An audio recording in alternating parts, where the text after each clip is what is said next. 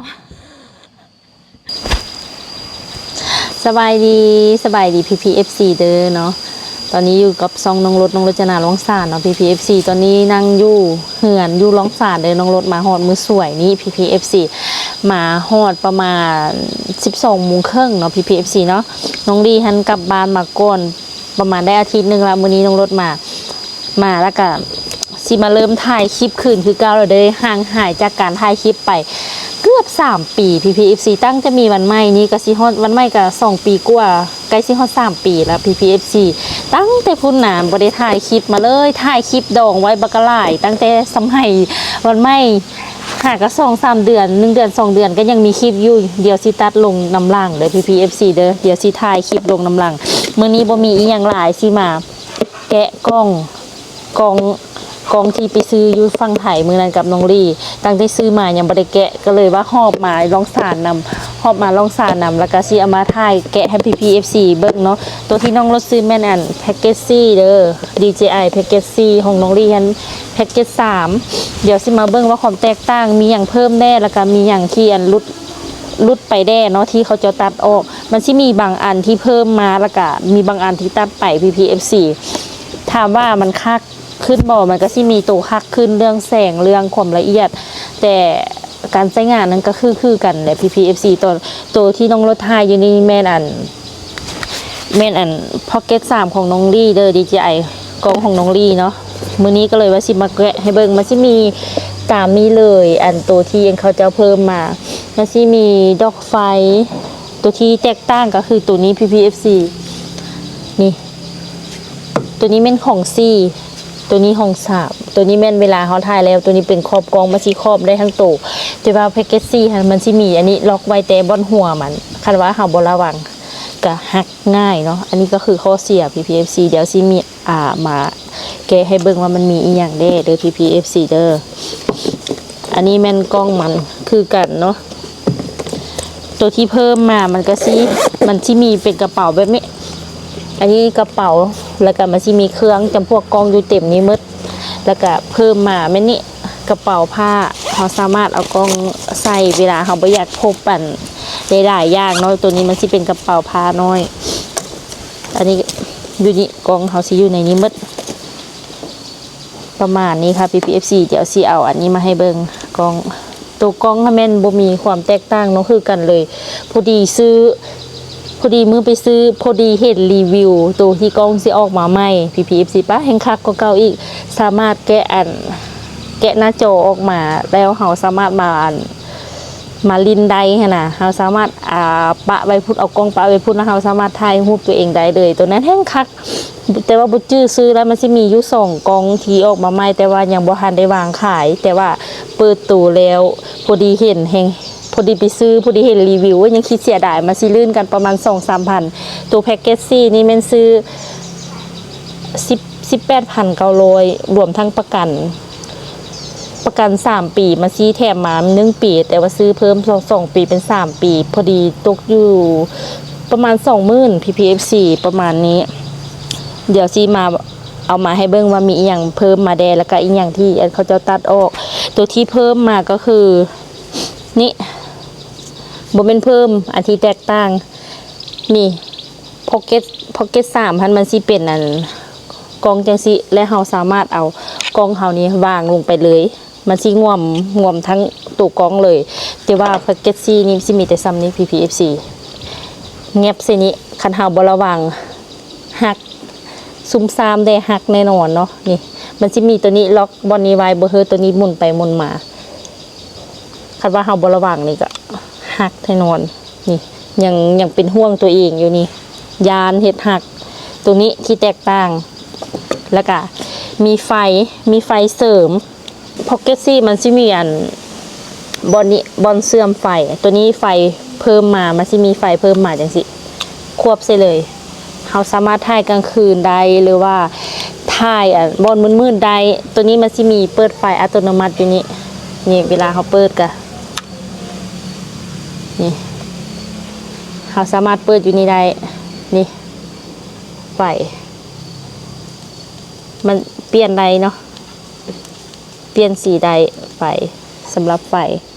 ประมาณนี้เรื่องอันความไทยมันก็สิละมุมขึ้นฮะไปหาจอรี่ไปน้องวันใหม่อันนี้ความละมุนขึ้นแล้วก็มันซีมีตัวนึงที่ตัดไปพ็อกเก็ต3,000มันซีมีแบ็กเสริมตัวยาวๆคือของน้องลีมันซีมีแบ็กเสริมอยู่นี่มาพี่มาสบายดี FC กันมั้ยมาพี่นี่สบายดี FC ก่อนสบายดี FC นี่สบายดี FC ก่อนสบายดี FC น้องวันใหม่จนใหญ่ละบคลิปกับบริถ่ายเกือบคลิปบริถ่ายสิเกือบ3 ปีแล้ว PPFC เดี๋ยวจะไปมันจะมีขาตั้งนี่แต่ว่าตัวแบ็กเซอร์มันเขาจะตัดออกตัวนั้นสำคัญเลยซื้อเพิ่มมัน2-3 พันวันไม่ซิว่า3 ปีแล้วบริเฮ็ดคลิปนี้เกือบ3 ปี PPFC อันนอนอยู่หันกับเป็นพอน้องรถเด้อพอคุดเด้อก็จะมีประมาณนี้อันแตกต่างก็คือมีกระเป๋าเพิ่มขึ้นมาแล้วก็มีดอกไฟเพิ่มขึ้นมาก็มีแต่ซ้ำนี่ PPFC แล้วก็อันฝาครอบกองนี้นอกนั้นก็บ่มีอย่างอันใหม่อีหยังก็ได้คือเก้าได้ซ้ำเก้าเนาะชื่อหยังชื่อวันใหม่คำฮู้บ่คำฮู้วันใหม่ลูกไผแม่ชื่อหยังชื่ออันนี้แม่ชื่อหยังชื่อค่ะแม่นะวันใหม่ได้2 ปีกับ6 เดือน PPFC ใกล้สิฮอด3 ปีละประมาณนี้แหละ PPFC ตอนท้ายอยู่นี่แม่นั่นกล้องของน้องลี่แพ็กเกจ3และสิลองมื้อนี้สิลองเอาตัวซื้อไม้นี้ไปถ่ายเบิ่งว่าสิเป็นจังไดเนาะวันใหม่ก็วุ้นขนาดวันใหม่นะตัวที่สำคัญเขาจะพอตัดออกความจริงนะคิดยุอันอัปเดตใหม่มันต้องมีอย่างดีก่อนขึ้นก็เก้าแล้วก็มีอย่างเพิ่มมาพอไปตัดอันตัวสำคัญตัวที่แบ็คอันซื้อมันออกตัวนะพอ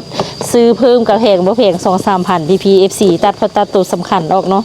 อยากได้ตัวนั้นหลายกว่าเพราะว่ามันเฮาไปซื้อมันแพง PPFC แพงเด้อันนี้แม่นั่นเลนเอาใส่กล่องนี้เนาะเดี๋ยวสิลองเอาใส่นี่เบิ่งมันก็ซีอันนั้นเพิ่มขึ้นแต่ว่ามันบ่ดูตัวนี้มันของคนละอันตัวเอาใส่ผิดว่าเดี๋ยวสิลองเอาใส่ของน้องลีนี่มันก็ซีอันนั้นขึ้นแสดงว่าใส่ได้คือกันเนาะประมาณนี้ใหม่ก็ได้คือกันได้ไอเดียวคือกันตัวฮับแล้วก็ตัวนั้นคือกันใหม่ได้อันเดียวก็สิมีแต่ซ้ำนี่แหละใส่ซากอีหยังคือกันมึดเพิ่มมาแต่อันนี้กับดอกไฟนี่แล้วก็อันควบกล้องนี่ตัวนี้นะเขาน่าจะคือกันหมาควบได้ทางตัวเหือนกองอันนี้มันควบแต่อันนี้นะคันบระหว่างนี้เฮ็ดอันนี้หักได้เลยนี่มันน้อยๆซะควบนี่เอาออกก็ยากคันเฮาบ่ลึงนะประมาณนี้แหละค่ะ PPFC เดี๋ยวมื้อนี้สิลองเอาตัวแพ็กเกจซี่นี้ไปถ่ายเบิ่งเนาะน้องวันใหม่ซื้อหยังมันไม่ซื้อนั้นวันใหม่ซื้อน้องประมาณนี้แหละค่ะนี่สวัสดีค่ะสวัสดีค่ะสวัสดีค่ะสวัสดีค่ะคุณวันใหม่เอามาให้แม่ค่ะขอแน่วันใหม่ก็ดูเดี๋ยว PPFC เดี๋ยวกำลังเหียนเว้ากำลังอันอย่าไปทิมได้อันนั้นน่ะเอามาเว้ากำลังคลอดกำลังดื้อแหงมาอย่าไปทิมเด้อทิมบ่ได้ได้อันนั้นน่ะทิมบ่ได้ได้เอามาให้แม่ไว้เริ่มมาถ่ายคลิปคือเก้าแล้วเด้อ PPFC เพราะว่าห่างหายจากการถ่ายคลิปไปเกือบ3 ปีแล้ว PPFC มื้อนี้ก็เลยว่ามาแกะกล้องอันแพ็กเกจซีนี้ให้ PPFC เบิ่งกล้องนี่คือกันแต่ต่างแต่อันนั้นอยู่มันไม่ดื้อแหงมันไม่นะดื้อบ่ประมาณนี้แล้วจ้าเดี๋ยวเชียนเอากล้องตัวนี้ไปถ่ายอยู่ในบ้านจะมาร้องสารประมาณ 4-5 มื้อแหละ PPFC ประมาณ 4-5 มื้อบัดไม่ก็บ่ได้แปลงเหียนเนาะประมาณนี้อันนี้ก็ถุงใส่อุปกรณ์กล้องที่เขาจะแถมมาเอาใส่เต็มนี้เดี๋ยว โอเค ก็ชมมาเด้อ ประมาณนี้แหละค่ะ PPFC ฝากติดตามช่องน้องรจนาลองสารคือเก่าเด้อสิกลับมาเฮ็ดคลิปคือเก่าละคลิปหน้าถ่ายไว้โด่งไว้ตั้งแต่วันไม่เกิดยังบ่ได้เอาลงเดี๋ยวสิทันย่อยลงเอาให้ PPFC เดี๋ยวเบิ่งเด้อแต่ว่ามันสิเป็นคลิปเก่า2-3 ปีหลังละแต่ว่าเฮาได้ถ่ายแล้วก็อยากเอามาลงตัดลงคือเก่าเนาะ PPFC ก็จะประมาณนี้เด้อขอบใจที่ติดตามแล้วก็ให้กำลังใจรับชมเนาะ PPFC เนาะขอบใจเด้อขอบใจเด้อ ค่ะ สวัสดีค่ะ สวัสดีค่ะก่อน ทำมาไหมค่ะ ของวันไม่ค่ะ โอเค PPFC คลิปนี้ก็สิฝากไปเพียงซ้ำนี้ก่อนเด้อโนคลิปนี้ก็สิฝากไปเพียงซ้ำนี้ก่อนเด้อยุงแหงวันไม่นะยุงแหงดื้อเดี๋ยวถ้าติดตามคลิปหน้าเด้อ PPFC ว่าอยู่ร้องสารสิได้ถ่ายคลิปอย่างเด้เนาะข่าววันไม่คือสิบ่ได้ถ่ายอย่างหลายดอก PPFC โอเคเดี๋ยวเจอกันคลิปหน้าเด้อ PPFC เด้อบ๊ายบายมาบ๊ายบายเด้อบ๊ายบาย FC เด้อมาพี่ บ๊ายบาย มาพี่มาบ๊ายบายพี่ บ๊ายบาย เอาบ๊ายบายเด้อ บ๊ายบาย จิบละอ๋อ